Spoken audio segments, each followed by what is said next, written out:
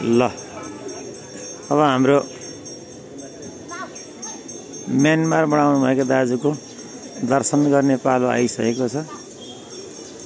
ल दाजुले पूजा सुरु गर्नुभयो विष्णु भगवानको, छिरे साई विष्णु भगवानको पूजा उहाँले प्रारम्भ गर्नु भइसकेको छ। विष्णु भगवानको प्रतिमा हामी देख्न सक्छौं। एउटै शिलाबाट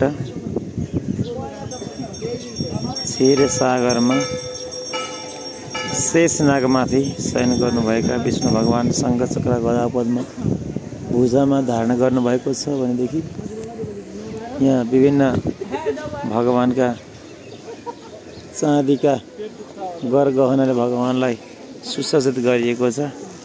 दाजुले यहाँबाट पूजा गरेर दर्शन गर्दै हुनुहुन्छ। यहाँ ओम इदं विष्णुर्विचक्रमे त्रिध निदधे पदम समूढमस्य पागुसुरे स्वाहा। यसरी बुढा नीलकण्ठ भगवानको पूजा सम्पन्न भयो।